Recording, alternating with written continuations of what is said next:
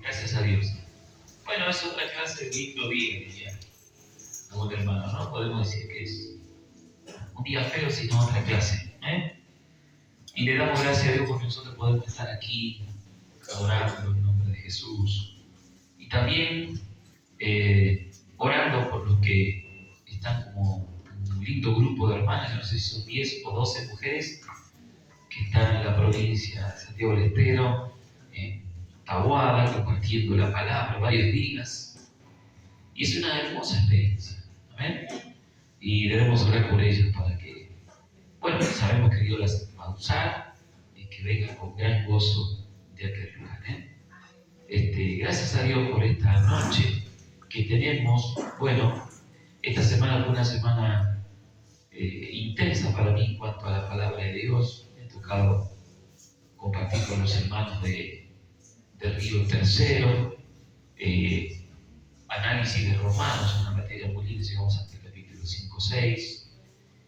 Muy linda materia en la que no se puede quedar uno sino más que con una riqueza que hay en la palabra. Había hermanos también de Esquel. Recuerdo que ayer una hermana no sabía si iba a poder entrar, entró con los datos de su celular porque se había cortado la luz y mandó unos videitos, una foto de unos videitos, cómo estaba nevando en Esquel. Una de las fotitos, y vio el video que la verdad parecía esos países encantados, vio esos lugares mágicos de las tarjetas postales. Eso es cuando dice, bueno, esto es un dibujo, realmente parece un dibujo. Y me dice como a las 6:30 de la tarde, 7, pastor, me dice, profesor, no sé si voy a poder entrar porque se corta la luz, por razones de se ve que hay mucha nieve, hay una nieve impresionante. Y dice, y corta la luz y no sé si me va a alcanzar los datos y la batería del teléfono. Al final después pude estar en contacto con la hermana. Sí que había hermanos de Salta que enviaron saludos a la iglesia del Señor. A la iglesia de acá, ¿no? Hola. Sí, mandaron saludos. De Salta había, de San Juan, hermanos estudiando, lindos hermanos, algunos nos conocíamos, otros no. Y había lugares de Mar del Plata también. Y fue una semana muy linda de compartir la palabra de Dios. Algo que siempre recomiendo, hay hermanos que acá estudiamos Romanos, creo, la materia anterior del seminario que funcionó el trimestre anterior. Es una carta, o un libro si se quiere, del apóstol Pablo, que ningún cristiano debería dejar de ver, escudriñar y estudiar para entender lo que es la gracia de Dios en su vida. Amén. Uno estudia esto, comprende más todavía lo que Dios hizo por nosotros y lo inmerecedores que somos, hermanos, de toda la obra de Dios en Cristo Jesús. Pero por gracia soy salvo, y dice Pablo, esto no de vosotros, sino que es dádiva, es don de Dios. ¿Cuántos son salvos? Amén. ¿O cuántos hay dudas? Dicen, no sé. Hay gente que dice, yo no sé todavía, vamos a ver cuando llegue al final. Bueno, el que duda, dice Santiago, es semejante a la ola del mar que es arrastrada por el viento de aquí para allá. Nosotros fuimos llamados a la fe, no a la duda. ¿Amén? Entonces, afirme su fe en el Señor, deposite su fe porque Él ha querido darnos salvación porque a Él le ha placido. ¿Amén? Bueno, abra su Biblia, vamos rápidamente, así no se nos va la hora. Abra su Biblia, vamos a predicar, no vamos a predicar Romanos, la verdad que son temas un poco largos y profundos, pero me gustaría ver con San Juan, en el capítulo 3, tan conocido, todos conocemos el 3:16, la charla con Nicodemo, etc. Pero posterior a eso, viene un diálogo también interesante allí, una parte, en el 3:22 del Evangelio según San Juan. ¿Usted lo tiene? Me dice, me avisa. Qué lindo, bueno, por ahí sí se proyecta acá también, no sé qué versión, NBI. San Juan 3:22. ¿Sí? Interesante que usted lo tenga. Las Biblias, la mayoría de nuestras Biblias, Reina Valera, lo titulan El amigo del esposo.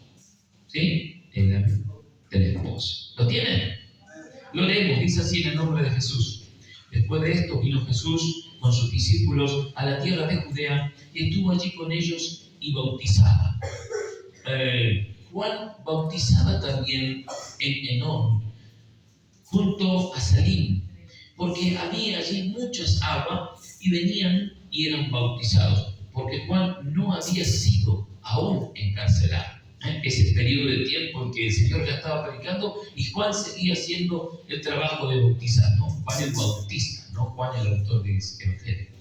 Entonces hubo discusión entre los discípulos de Juan y los judíos acerca de la purificación. Y vinieron a Juan y le dijeron: Rabí, mira que el que estaba contigo al otro lado del Jordán, de quien tú diste testimonio, bautiza, y todos vienen a él. Respondió Juan y dijo: no puede el hombre recibir nada si no le fuere dado del cielo. Vosotros mismos me sois testigos de que dije: yo no soy el Cristo, sino que soy enviado delante de él. El que tiene la esposa es el esposo, mas el amigo del esposo que está a su lado y le oye, se goza grandemente de la voz del esposo. Así pues, mi gozo está cumplido. Es necesario que él crezca y que yo mengüe. Amén. Sí. A él le toca crecer y a mí menguar. Amén. Le damos gracias, Señor, por esta hermosa palabra. Si tuviéramos que en esta meditación y prédica titular, digamos, algo que debemos comprender los creyentes y ser de alguna manera imitar a Juan, ¿no? Hacemos un poquito de historia y vemos que la profecía hablaba de Juan el Bautista y decía: vos que clama en el desierto, enderezad calzada, prepara el camino para el Señor. Así que Juan el Bautista fue el precursor, fue el primero. Usted mira la historia y va a ver que se llevaban poco tiempo con el Señor Jesús. Eran parientes, y que cuando María visitó a Elizabeth, dice que el niño que estaba en su vientre saltó allí de gozo, y el Espíritu Santo dio testimonio de que el otro niño que estaba en María era el Redentor. Mire, ya desde ahí no nos cuenta la Escritura que Juan haya tenido una relación de amistad o que Jesucristo de conocido.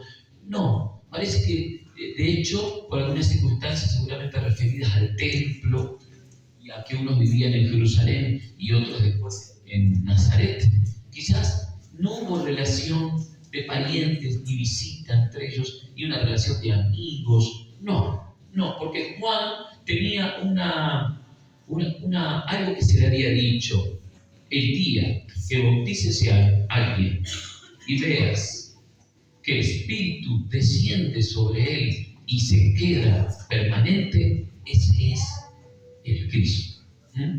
Y el Cristo, en el idioma original, es el Mesías. Tanto Mesías como Cristo en griego significa el ungido de Dios. Entonces, cuando veas que el Espíritu Santo baja, reposa y se queda sobre él, ese es el ungido. Eso nos indica mucho que Juan no sabía muy bien quién era. No tenía una relación con él tan cercana de amistad. Quizás así Dios lo haya preparado para que no haya esa especie de pariente y todo eso, ¿no? Pero miren, qué hermoso. En algún momento se nota que ellos se encuentran y Juan está bautizando, Juan está llamando. Es un llamamiento a un evangelio, vamos a decir, de arrepentimiento del reino, el que anuncia Juan: arrepentidos y bautícese. O sea, un llamamiento al arrepentimiento y a una purificación que se solía hacer en el templo. Esta purificación se solía hacer en el templo.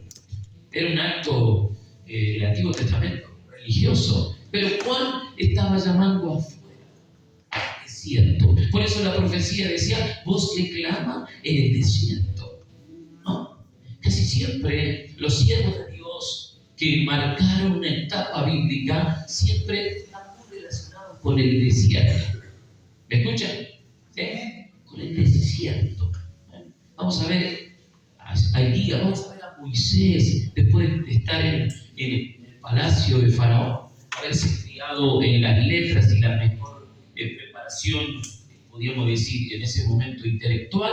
Sin embargo, en un momento termina allí cuidando ovejas en el desierto y precisamente Dios lo llama e inicia parte de su ministerio en ese desierto. Amén. El desierto es tan significativo, el Mesías también, nuestro Señor Jesucristo, y bien inicia su ministerio cuando el Espíritu Santo vino sobre él. Dice la Escritura también que el Espíritu le tomó de la mano y le llevó al desierto para ser tentado. ¿Quién lo llevó al desierto? El Espíritu Santo. Quizás indicando que el llamamiento, el servicio a Dios, tenga que ver siempre con pasar, no quedarse a dormir ni de vacaciones en el desierto, pero sí en pasar cierto, vamos a hacer una frase, cierto desierto. ¿Sí? Pasar por algún desierto. Óigame, uno piensa que Dios, uno quisiera que cuando Dios te habla, que te va a usar, voy a pedir también un micrófono porque siempre tengo dos por falta, ¿no ven? Vamos a apagar. Uno piensa, a ver si estamos, ahí estamos. Uno piensa, hermanos, y uno quiere que cuando Dios nos habla, seamos usados por el Señor e inmediatamente, cuando el Espíritu Santo viene sobre nuestras vidas, lo que queremos es, bueno, ahora tengo esa llenura del Espíritu, ahora comienza mi tiempo. Pero ¿cómo es Dios que siempre llama al desierto para enseñarnos? Quizás el desierto tenga que ver con una relación de soledad con Dios, tenga que ver con que Dios necesita tenernos a solas junto con Él y que Él sea todo y no nos distraiga algunas cuestiones de afuera. No sé si ustedes me están entendiendo en esta noche, ¿amén? Cómo Dios nos saca y de alguna manera pasamos por el desierto para conocer, entender a Dios, identificarnos con Él, conocer su carácter y también saber quiénes somos nosotros. Yo creo que uno, tomando a Moisés, un hombre como Moisés, después decía algún predicador de otra época, decía, primero se entrenó y se educó en todas las letras de Egipto como para que seas alguien. Creo que se dice hoy, para llegar a ser alguien. Y después Dios lo lleva al desierto para enseñarle que él no era nada. ¿Vio? Esa antítesis, pero que es necesaria en nuestra vida. ¿Amén? Es necesaria porque, bueno, preparados debemos estar. Pero si esa preparación, estudio, ciertas experiencias, ciertos dones o habilidades que tengamos naturales, llegaran a hacernos confiar en nosotros mismos y tener una autoconfianza, pues entonces estaríamos para Dios con pocas posibilidades de que nos use de una manera plena. Así que seguramente que el desierto nos enseña que, al final de cuentas, si Dios no soy nada. Cuando quizás Moisés perdió un poco en el desierto la identidad de quién era, yo digo, habrá dicho en un momento que iba a ser uno de los príncipes, quizás era el heredero a la corona de Egipto.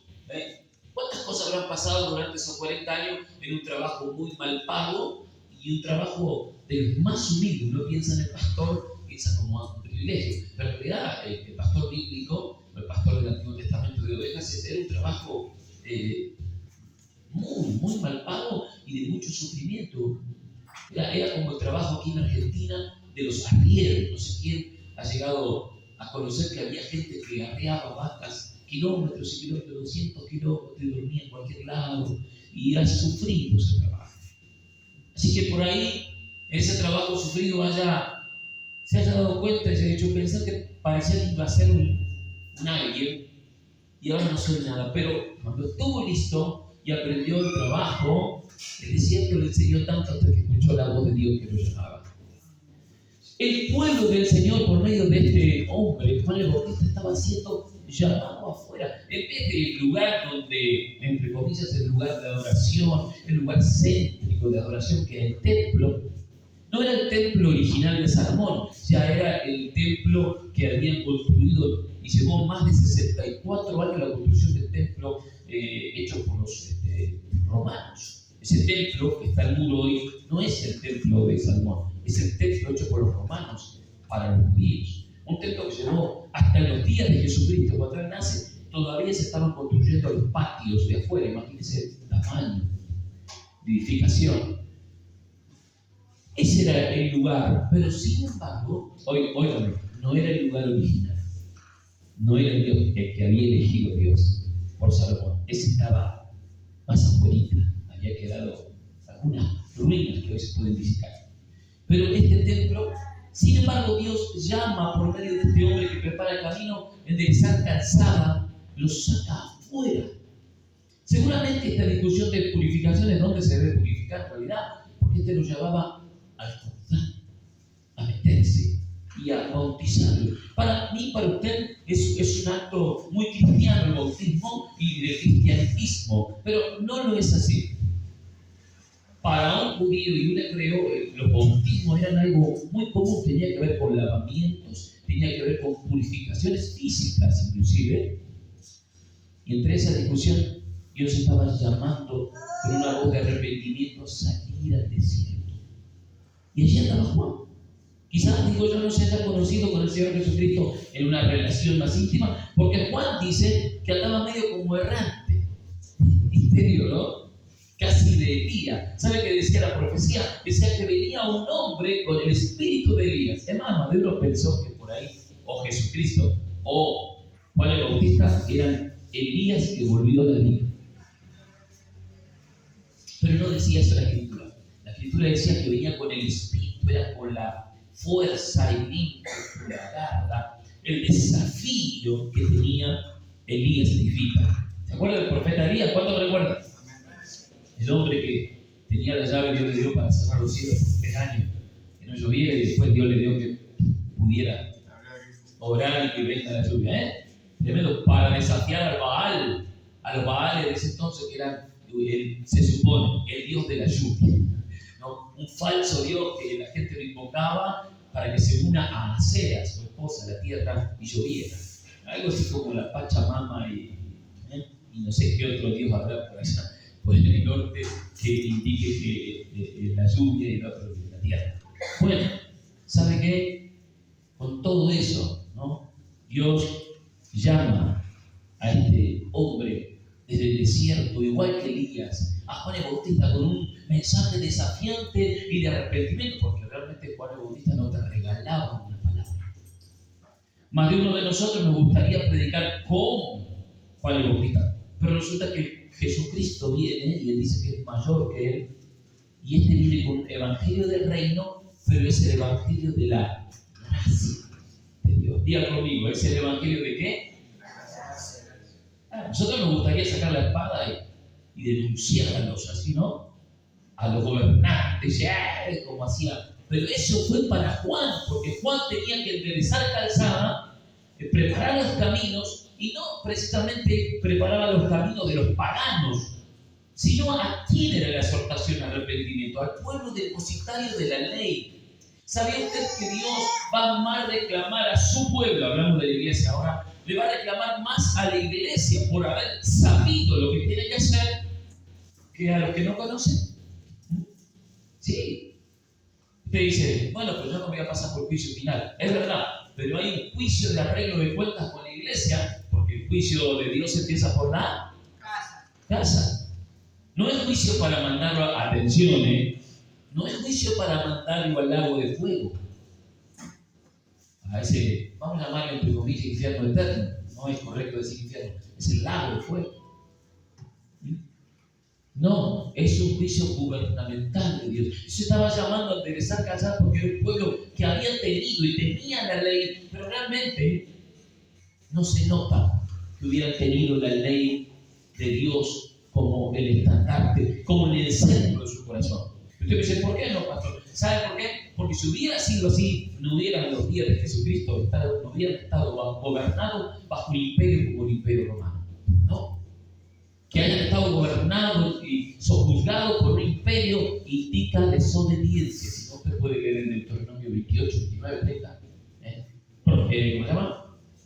Promesas de la bendición, de la obediencia, y maldiciones de la desobediencia. Porque ellos pertenecen a un pacto que es un pacto condicional. Así que Juan lo está llamando afuera, está llamando al desierto como a salir de toda esa religiosidad, de esa práctica que se ve que no había producido nada de ello. Medio contrario a la religión oficial practicante. Pero ¿sabe qué? Los escribas fariseos respetaban mucho a Juan, porque decían, este realmente es un profeta de Dios. No lo tocaban, ¿sí? Alguna vez, queriendo tentarlo al Señor Jesús, ellos le hicieron una pregunta y Jesús le dijo, si me contestan esta pregunta, yo les digo con qué poder hago estos milagros y en nombre de quién hablo. Así. Les dijo, la predicación de Juan, ¿que era de los hombres o del cielo de Dios? No contestaron nada. Si decían que era de los hombres, se levantaba toda la multitud a decir, no, era un profeta, porque tenía señales de profeta. Amén. Pero si decían del cielo, el Señor les replicaba, ¿por qué no le creísteis entonces? Así que hicieron el silencio y dijeron, no sabemos. Juan el Bautista es un personaje muy fuerte, no para imitar, porque ese tiempo hasta él llegan los profetas. Sí, hasta él, o sea, lo dice Cristo, los profetas llegan hasta Juan el Bautista. Y uno dice, ¿cómo no hay profeta ahora? Sí, pero ahora es el ministerio, la gracia del profeta en Cristo Jesús. Es muy diferente al profeta del Antiguo Testamento. Algunos quieren aplicarlo igual, pero estamos en distinto pacto. Estamos en distinto pacto, hay que entender. ¿Y sabe que lo dice? Juan lo entiende. Entiende cómo es el nuevo pacto. ¿Qué tiene que ver usted conmigo? Dice, en este nuevo pacto, a él le conviene crecer y a mí menguar. Es más, uno dice, bueno, ya entiendo, el Señor crece y yo en segundo lugar. No. Menguar en un sentido constante hasta desaparecer. ¿Me sigue? Porque siempre que está el yo, el Cristo y yo, el yo siempre se levanta en algún momento y le quita el lugar y dice, déjame. La pelea con el yo precisamente viene por esa cuestión.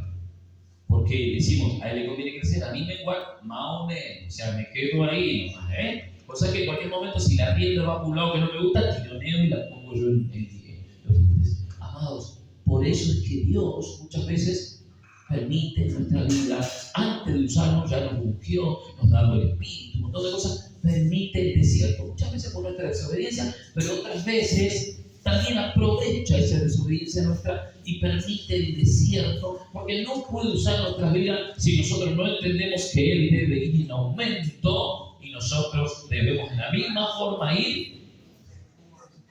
¿Qué haciendo? Dígaselo a que tiene al lado. Tenés que menguar. Tenés que menguar. O sea, se lo digo que usted va. Un ángel. Claro. Ay, qué tarea difícil. ¿Sabe cómo le gusta? Al yo no le gusta menguar. No le gusta. Pero el desierto es el mejor matallón. ¿Sabes? Bueno, alguien dijo que billetera mata garán. Bueno, el desierto mata yo. El desierto realmente, por eso cuando uno quiere evitar, dígame, o pregúnteme, uno como siervo del Señor, cuando uno ve a un hermano pasando, uno a veces quisiera evitarle a todo el mundo el desierto. Oiga, que uno quisiera ponerse, no, Señor, no, y uno intercede y ora hasta que encuentra la mano del Señor, no la del diablo. Encuentra la mano del Señor tratando con alguien. Cuando uno ve eso dice, bueno, y se corre porque es Dios el que está tratando. Y sabemos muy bien nosotros que tenemos cierta experiencia con el Señor, también igual que cualquier creyente, de que cuando el Señor te hace pasar por ese desierto es porque va a usar tu vida. Va a producir esa muerte al yo, va a producir vida en otros. Amén. Me va siguiendo como Jesucristo dijo, si la semilla no cae en tierra y muere, no puede llevar fruto. Uno puede decir que hermosa semilla, che, qué hermosa. Mira cuánto hermano nos regaló esa semillita de la esponja. Hay hermanos que ya la sembraron y cosecharon la esponja. Yo todavía no la sembré. Y no digo, che, mirá que pensá que dice que sale una esponja. Y uno mira la semilla y no ve la esponja. Veo que no está la esponja la semilla. Y si usted la corta la semilla por medio, no tiene una pequeña esponjita adentro, no. Es la simiente. Pero tiene que ¿dónde caer? En tierra buena. Ahí una hermana negra hoy se ganó una vuelta más por la cabecita. Tiene que caer en tierra buena. Tiene que morir. Porque puede caer y no morir. Porque cuando muere, lleva fruto. Amén. Yo hoy les voy a pedir a los músicos una canción muy linda. Yo sé que ellos son rápidos para interpretar, decir cualquier canción espontánea, ¿no?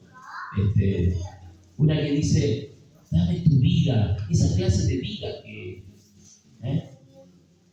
Esa canción dice, no basta solo con cantar, no basta solo con pedir, no basta solo con querer hacer, es necesario. Uno puede querer ser, no está mal. Yo quiero ser un siervo de Dios. Bien, buena obra del Señor, amén. No estamos hablando de ser un pastor ni nada, un siervo del Señor puede ser cualquier miembro de la iglesia del Señor. ¿Cuánto dicen amén? Pero claro, cuando el Espíritu confirme eso, usted dice, bueno, ahora empecé. No, te toma de la mano y te lleva, no de vacaciones, te lleva al desierto. Digo porque hay hermanos que se enamoran del desierto, ¿no? Se quedan de vacaciones. No, pero sí un periodo allí donde a veces vienen dudas, a veces viene quebranto, a veces viene hambre, a veces viene espiritual, a veces vienen tantas cosas que son necesarias. Yo creo que ese pueblo estaba siendo sacado afuera y bautizado por Juan, y la premisa de Juan el Bautista es: yo me bautizo en agua,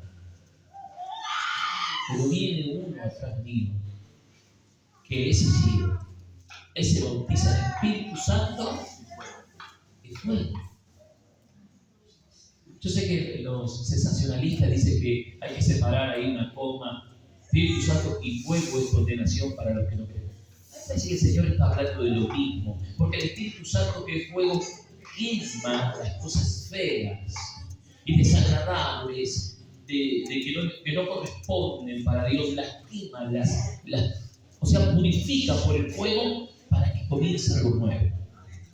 Y es un fuego que siempre se manifestó en la Biblia, que es un fuego común, como la zarza ardía pero no se consumía. Es un fuego de purificación que sí, al que lo rechace seguramente que terminará condenándolo.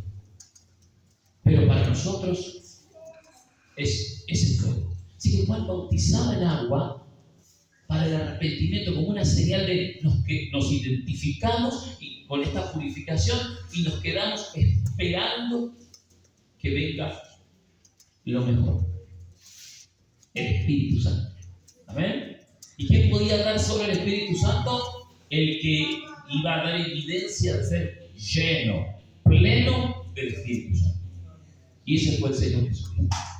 No hubo otro hombre, usted dice, hubo grandes profetas que dice la Biblia que el Espíritu Santo sí, Jeremías, puede encontrar tanto usted, pero hay uno solo que tuvo el Espíritu Santo pleno, permanente, dentro y con él.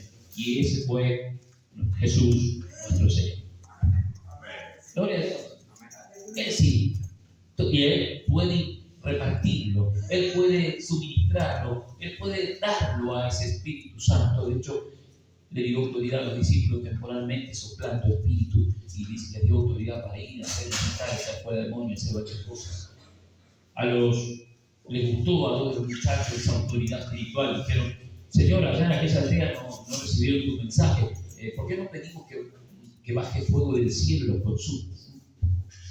Por eso le digo que no entienda mal la predicación de Juan el Bautista en su tiempo con la de Cristo, porque el Señor dice, muchachos. A ver, en argentino digo, muchachos, ustedes no entendieron nada. El espíritu que recibieron no es para mandar juicio, todavía no es ese tiempo, es para reconciliar. Amén. Es espíritu para salvación, para reconciliación. Es un tiempo ahora en que Dios está llamando al arrepentimiento y a la reconciliación. ¿Saben qué, hermanos? Hubo ese predicho así porque es como que solo por soñar. No basta solo con pedir. Así es, Señor. No es suficiente solo con querer tener. Es necesario morir. La de tu vida, esa clase de vida está mal. La de tu vida, no quiero vivir solo para ti. La de tu vida, resucítame de ti. Quiero vivir solo para ti. Quiero vivir solo para ti.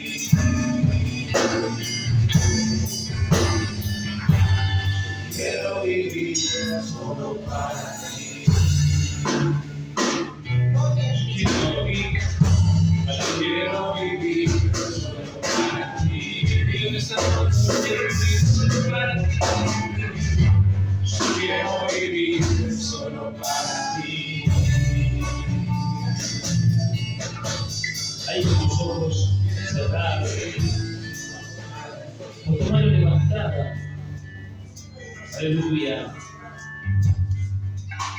Así como estás, se has comprendido como este gran hombre de Dios, que cuando viene lo perfecto, que cuando viene la realidad que es Cristo, que cuando llega el que puede llenarte de su Espíritu, que cuando llega el que puede darte el Espíritu Santo y fuego, ese fuego purifica, ese fuego limpia, ese fuego borra, quema toda escoria, todo lo viejo recuerdo. Cuando entiendes esto, entonces toma la decisión de darle lugar pleno. Y si hay alguien que alguna vez, bueno, sí, se ha acompañado de Dios y de su presencia, pero muchas veces ha vuelto a tomar el timón de su vida, ha vuelto a hacer su propia voluntad. El Espíritu Santo hoy te toma de la mano y te lleva a la voluntad de Dios. Te lleva porque Él sabe que es la manera de poder manifestarse plenamente. Si en tu vida ha habido esos altibajos que son muy comunes en todos nosotros en algún momento, entonces necesitas confesar en esta noche: Señor, yo quiero menguar y quiero que tú seas pleno. Quiero ser parte de tu obra, de tu ministerio, de tu manifestación. Quiero sumergirme en Jesucristo. Quiero desaparecer yo para que dé lugar a esa nueva creación. Tu palabra lo dice, Señor, que puede llegar a ser esa nueva criatura. Las cosas viejas pasaron y aquí todas son hechas nuevas. Aleluya. Que hoy, esta noche, sea la noche de una decisión. Gloria a Dios. Una noche de arrepentimiento, una noche de cambios, de reconocimiento. Nosotros somos la amada del Señor y la voz del Espíritu está presente en nosotros. Aleluya. aleluya, tenemos tantas ventajas para poder comenzar de nuevo con Cristo, para darle el lugar y la totalidad de nuestra vida. Señoritas, esta noche, lo que por ahí siente que por ahí esta palabra no es para las circunstancias que están viviendo. Usted no se haga problema solo, también acompáñenme en esta oración. Cierre sus ojos, que tal vez usted diga, no, yo me siento seguro, ya he hecho esa tarea y esta palabra de hoy no es para mí. Bueno, acompáñenme en la oración para fortalecer a otros que sí tienen que tomar esta decisión, que les ha costado menguar. Otros que están pasando de ese desierto.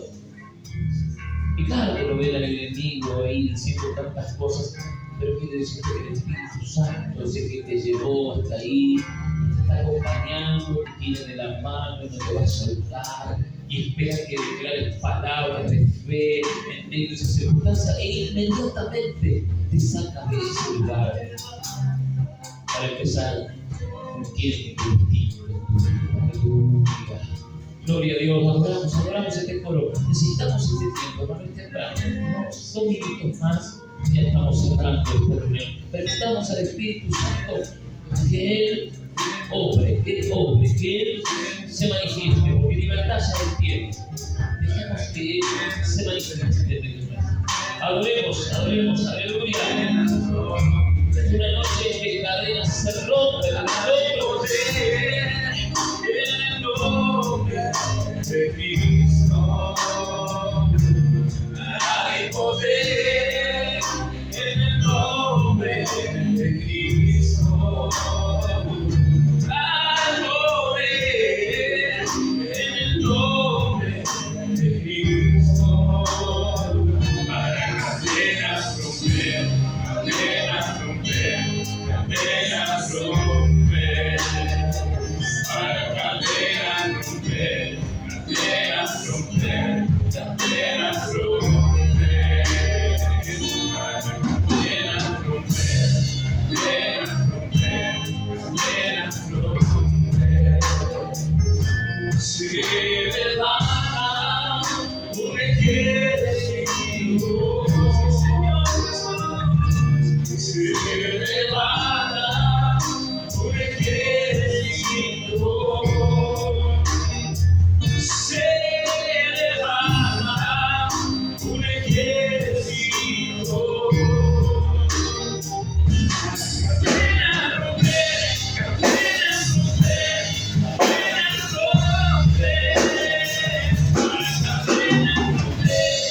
cadenas romper, cadenas romper, cadenas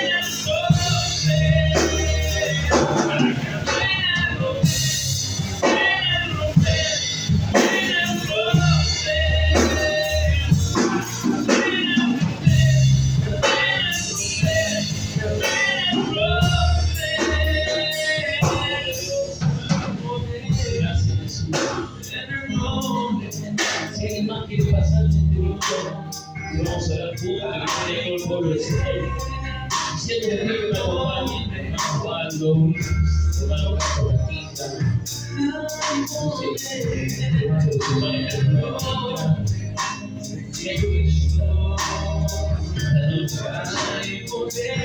vamos a orar, esta noche de victoria. Aleluya, cuando cristiano toma su decisión en el desierto, pues entonces el Señor envía ángeles para que le conforte, le levante. Aleluya, gloria a Dios. Oh, Espíritu Santo.